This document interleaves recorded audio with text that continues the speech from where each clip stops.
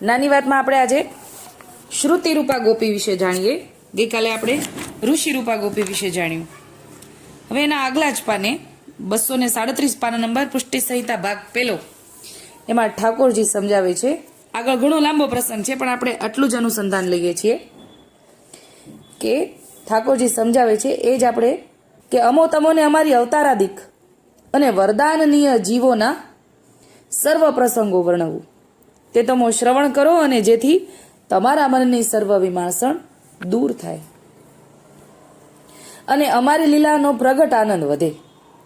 પ્રથમ તમે અમારા નિશ્વાસરૂપ વેદમાં 2 પ્રકારની શ્રુતિ કહી છે. હવે આ જે વેદ છે ને એ ઠાકોરજીના નિશ્વાસમાંથી પ્રગટ થયા છે.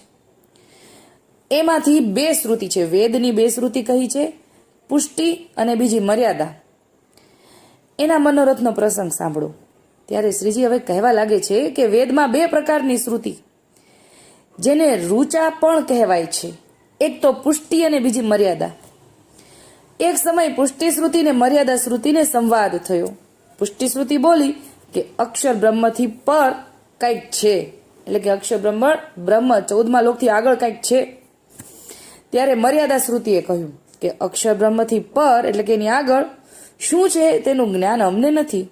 આ પ્રમાણે પરસ્પર વાત કરીને અક્ષર બ્રહ્મથી પરાત પર શું છે એ અવલોકન કરવા માટેની ઈચ્છાથી એ બંને તિત્તર પક્ષીનું સ્વરૂપ ધારણ કરીને નભમંડળ ઉપર ઉડીને જોવા લાગી, પણ કાંઈ દેખાણું નહીં અને સમજાણું નહીં. એથી મર્યાદા શ્રુતિ ઘણું શ્રમિત થઈ ગઈ. એટલે કોણ? જે મર્યાદા શ્રુતિ હતી ને એ થાકી ગઈ. મનમાં વિચારવા લાગી કે એ સ્વરૂપને જાણવાનો અમારો અધિકાર નથી, એવું સમજીને પાછી ફરી ગઈ. કેમ કે થાક લાગી ગયો એટલે હવે અધિકાર નથી એમ સમજીને પાછી વળી ગયા. જ્યારે પુષ્ટિ શ્રુતિ પાછા ના ફર્યા, વધુ શ્રમ લઈને આગળ જવા પ્રયાણ કર્યું.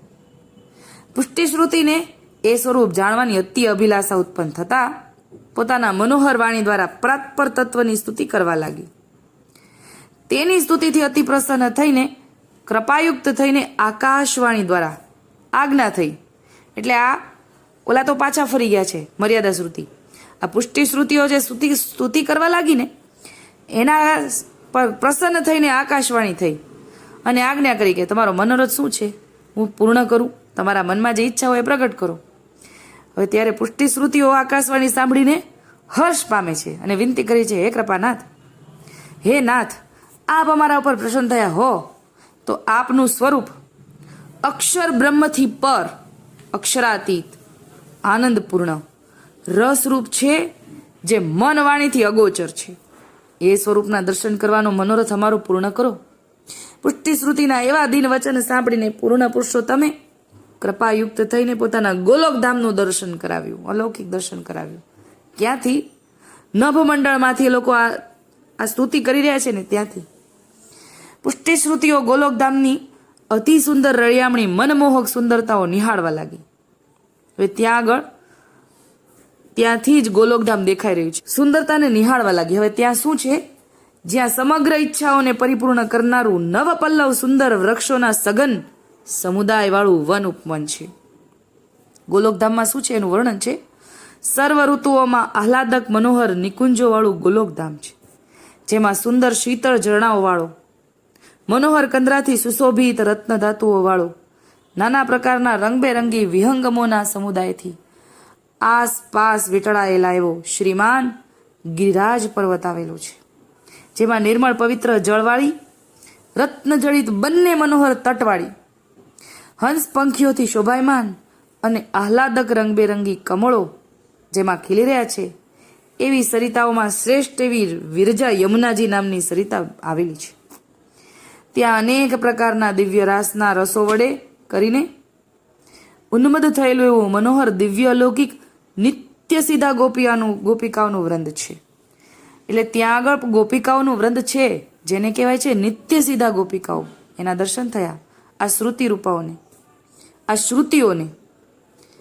એવું અલૌકિક દિવ્ય ધામનું લીલા સહિત ગોલોકધામનું દર્શન પુષ્ટિ શ્રુતિઓને થયું. અને પુષ્ટિ શ્રુતિઓને પરિપૂર્ણ પુરુષોત્તમ કહેવા લાગ્યા કે જેનાથી બીજો કોઈ પણ લોક કે સ્થળ ઉત્તમ નથી, એવા સર્વોત્તમ ગોલોકધામનું મારી અલૌકિક દિવ્ય સહિત લીલા સહિત તમને દર્શન કરાવ્યું છે. હવે તમારો બીજો શું મનોરથ છે એ કહો. હવે પુષ્ટિ શ્રુતિઓ જવાબ આપે છે, મહારાજ રસરાજ, આપે આપની લીલાનું દર્શન કરાવ્યું, અમારો મનોરથ સઘળો પૂર્ણ થયો છે. તમારા જૂથ સાથેની તમારી દિવ્ય અલૌકિક લીલાના દર્શન કરીને અમોને અલૌકિક ભાવ પ્રગટ થયો. જેથી હે પૂર્ણાનંદ, જો અમારા ઉપર આપ પ્રસન્ન થયા છો તો અમને એ વરદાન આપો કે જેવી રીતે નિત્ય સીધા ગોપિકાઓ સાથે આપ રાસ રમણ કરીને જે દિવ્ય અલૌકિક લીલાનો આનંદ આપો છો, તે અમારી સાથે રાસ રમણ કરીને તે લીલાનું સુખદાન અમોને આપવા કૃપા કરો. એટલે કે ઓલા જેવું જ સુખ અમને જોઈએ. કેવું? જે નિત્ય સીધા ગોપિકાઓને મળી રહ્યું છે એવું. હવે ઠાકોરજીએ આ ઈચ્છા જાણી અને મંદ મંદ હાસ્ય કરતા કહ્યું કે એ લીલાની પ્રાપ્તિ યોગ્યતા તમારામાં નથી, કારણ કે નિત્ય સીધા ગોપિકાઓની સમાન તો તમો નથી, તેમજ અખિલ બ્રહ્માંડમાં કોઈ નથી. નિત્ય સીધા ગોપિકાઓની સમાન બીજું કોઈ નથી, એવું ઠાકોરજીએ શ્રુતિઓને કહી દીધું.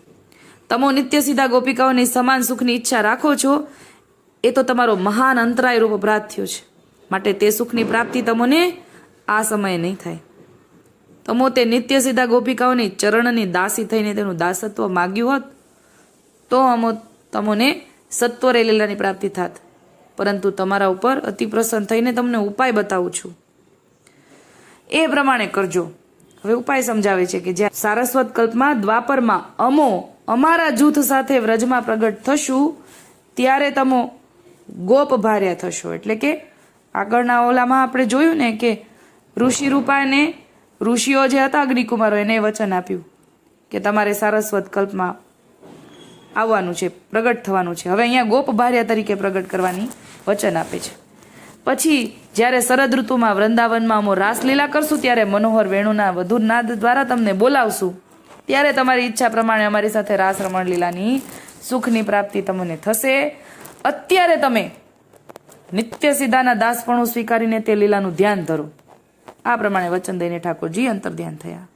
હવે આ લોકોને વિરહ થયો છે કે આપણાથી વધારે મગાઈ ગયું, એ અમારી ઈચ્છા પ્રમાણે પરિપૂર્ણ પુરુષોત્તમની લીલાની પ્રાપ્તિનું સુખ મેળવીને અનહદ ભાગ્યવાન થાત જો અગર દાસત્વ માગત. પણ પછી તો ઠાકોરજીએ વચન આપ્યું છે એ પ્રમાણે પ્રગટ થયા.